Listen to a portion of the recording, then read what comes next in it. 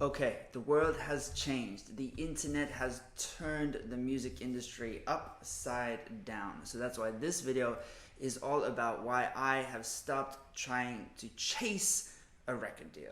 Now, if you're new to this YouTube channel or if you're new to me, my name is Cairo. I make music as The Curious Incident. It is indie with a Caribbean twist, so really light, fun, hearted stuff. You can check some of the music down. Whoa, thunder. You can check in the description below for links to some of my tunes on Spotify, Apple Music, and that kind of thing. I moved to London from South Africa in 2010 thinking that I would be a successful musician after a few years. There were loads of things I didn't anticipate. I didn't realize how expensive it was, how difficult it was, and that so many other people would have had the exact same idea as me. So it took me a few years to realize, probably 7 years to realize the following things. Number one, labels are only interested in artists that already have strong foundations, that already look like they can do it themselves. Because it's not like it used to be back in the day when the labels kind of controlled television, they controlled radio, and the path to success was largely through the doors of a record label. Now, it's quite different. They want to see that the artist has big foundations. They want to see that they have a large social media presence, that they already have listeners and followers on different platforms like Spotify, Apple Music, SoundCloud, whatever it might be, that they already have a successful Instagram account or that they are blowing up on TikTok. They want to see these things already. It's very rare nowadays where an artist comes from absolute obscurity, having had nothing going for them previously, and then gets signed to a label and then blows up. It just happens very, very rarely at the moment. Number two, most artists that get signed make no money and then get dropped.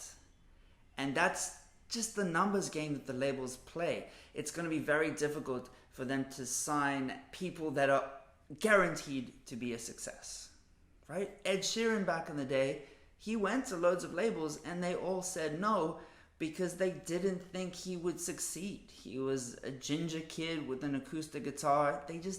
He was rapping and he was singing. They just didn't think it was gonna be a hit, so they said no.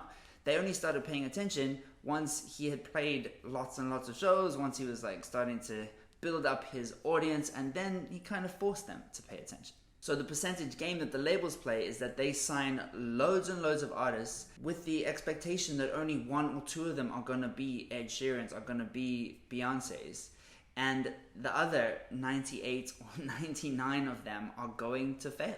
So the label will lose money on those 99 and then make a boatload of money on the one or two that become huge successes. Number three, generally speaking, the label owns the music.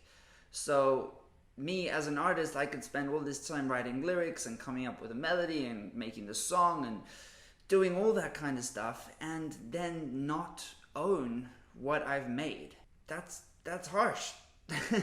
That is harsh, and like some major artists have had huge grievances with this. Like for example, Van Morrison, he has no rights, he makes no money from the song Brown Eyed Girl, but that's his biggest hit. He has to perform it every concert he ever plays for the rest of his career, knowing that he, one, doesn't like the song, and two, has to play it, and three, makes no money from it.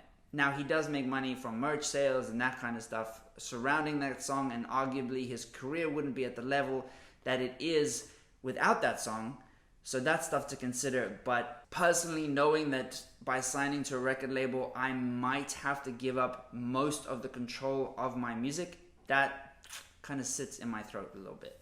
Number four, you don't need millions of fans to have a career or a sustainable career. I was under the impression that you had to sign with the record label so that you can actually pay rent, so that you can actually put food on the table. But thankfully, I found out about the 1,000 true fans principle. And that basically says that if you have 1,000 people who absolutely love what you're doing, and that can be in any field, whether that is in painting or whether that is in fitness, whatever kind of business you have, and for me, it's music, if you have 1,000 fans, then you have a career.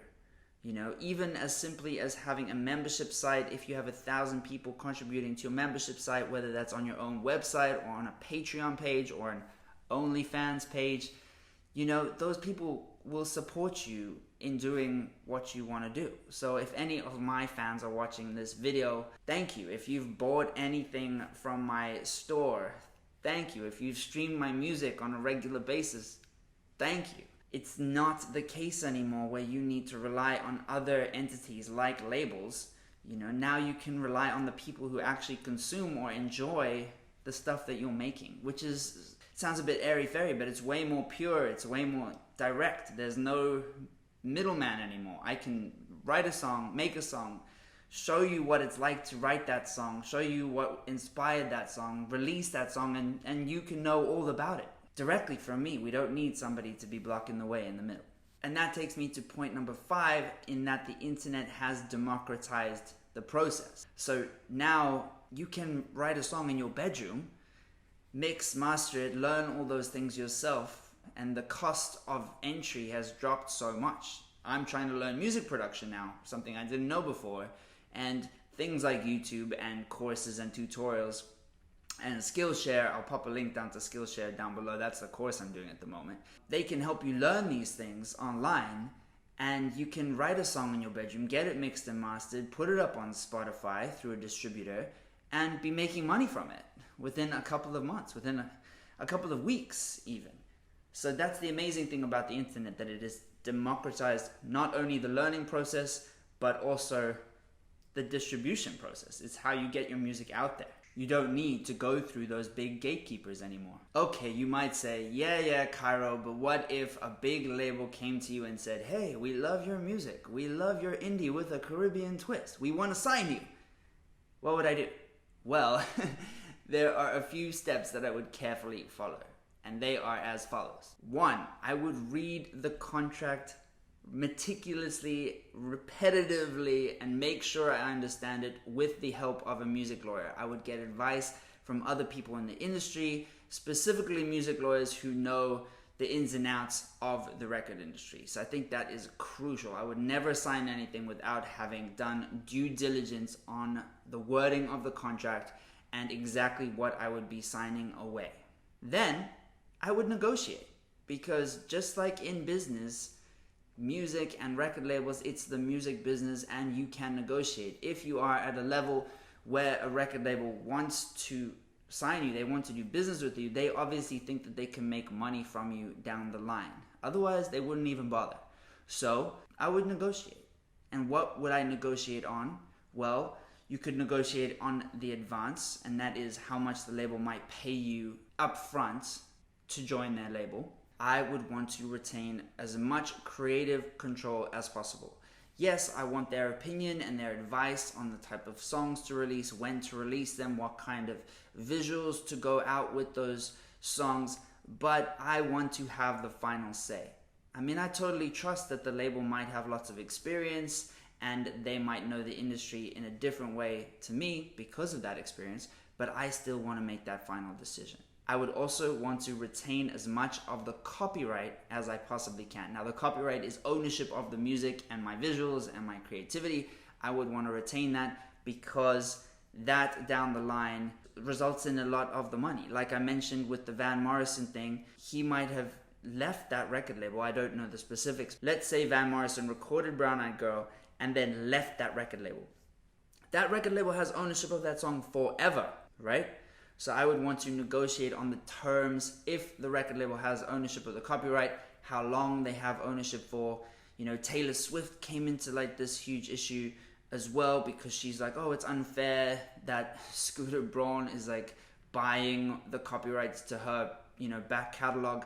But that's the way it works. You know, if you sign a contract that gives your copyright away, then you can't really complain if that copyright then gets sold on to other people. Didn't Michael Jackson buy the Beatles catalog? I think he did, and it's a very smart investment, actually. Do you agree? Does that make sense? Let me know down in the comments.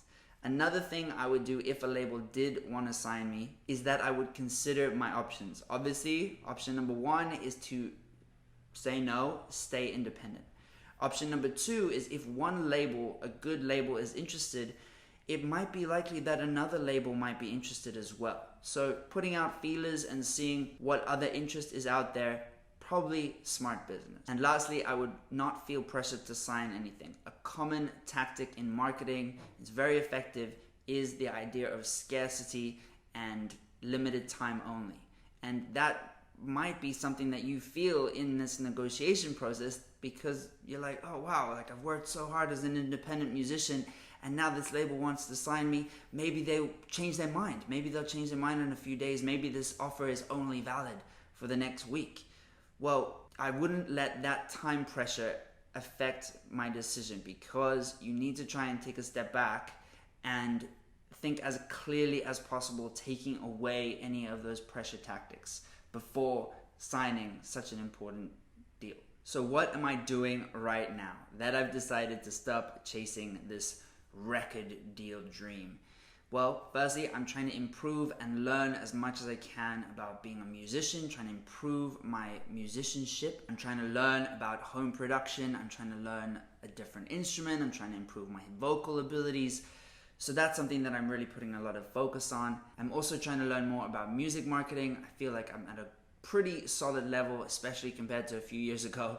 I know how to use Facebook ads to try and grow my fan base, and that has really been amazing so far, but there's a lot more for me to learn. And I also want to learn more about business in general and running an online business, which is essentially what music is. So having said that, I need to double down online, especially in the post-coronavirus world.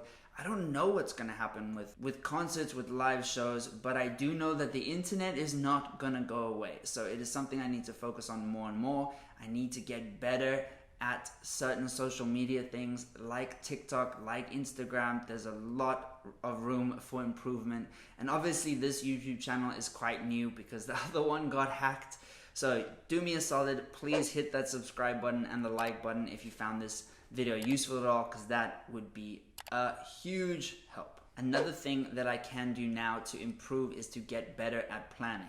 Because you are a business person, pretty much a solopreneur in charge of something that lots of other people would be doing for you if you were at a record label, you need to wear all these different hats. And to wear those different hats, you need to be very good at time management and at planning your life. So that's something I'm pretty good at, but there's definitely room for improvement. And that's why, for example, my Instagram game is not on point. It's because basically I'm not planning my content schedule enough. I'm not planning my time well enough. And great thing about having my YouTube channel deleted and having to start again is that, you know, what took me years to build up, I'm now trying to do in a much more structured way by posting videos on a regular basis. And that is forcing me to become better at my content management schedule.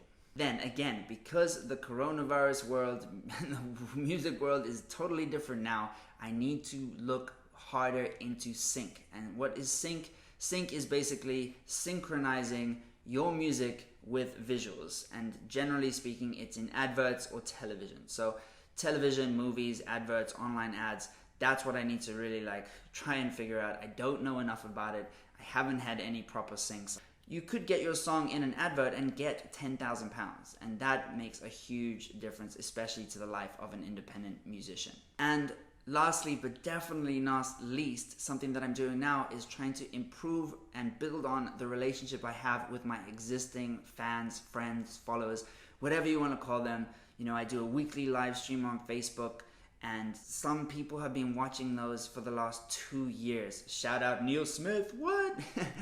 And it's incredible that someone who saw me at a concert has been following so closely and tunes in all the time. I can't express how amazing that makes me feel.